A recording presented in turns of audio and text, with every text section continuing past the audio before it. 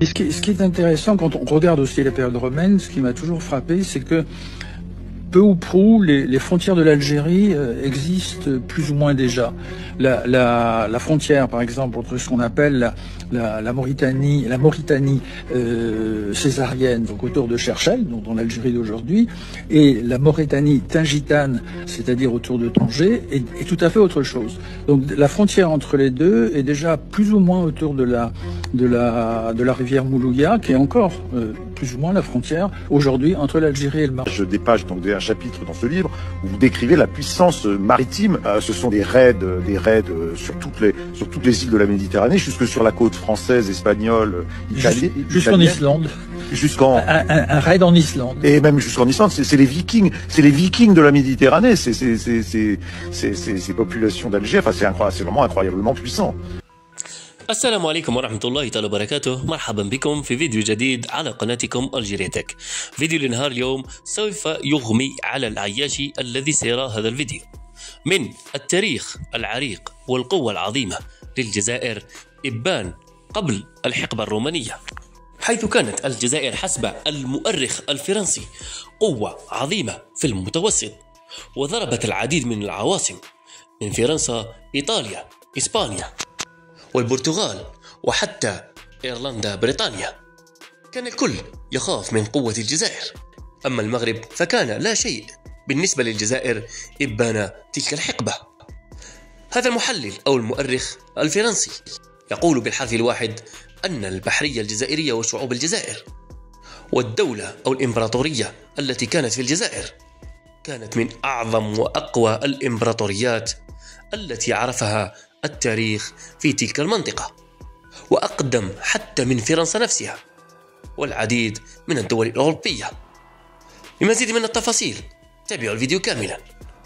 Et ce qui est intéressant quand on regarde aussi la période romaine, ce qui m'a toujours frappé, c'est que peu ou prou, les frontières de l'Algérie existent plus ou moins déjà. La frontière, par exemple, entre ce qu'on appelle la Mauritanie césarienne, donc autour de Cherchell, donc dans l'Algérie d'aujourd'hui, et la Mauritanie tingitane, c'est-à-dire autour de Tanger, est tout à fait autre chose. Donc la frontière entre les deux est déjà plus ou moins autour de la rivière Moulouya, qui est encore plus ou moins la frontière aujourd'hui entre l'Algérie et le Maroc.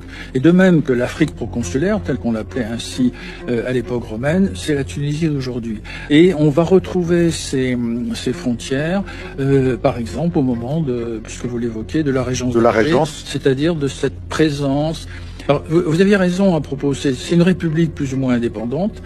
Pendant la grande période, c'est-à-dire au XVIe, XVIIe siècle, c'est vraiment une puissance considérable. Vous avez des pages, donc un chapitre dans ce livre où vous décrivez la puissance maritime. Ce sont des raids sur toutes les îles de la Méditerranée, jusque sur la côte française, espagnole, italienne. Jusqu'en Islande.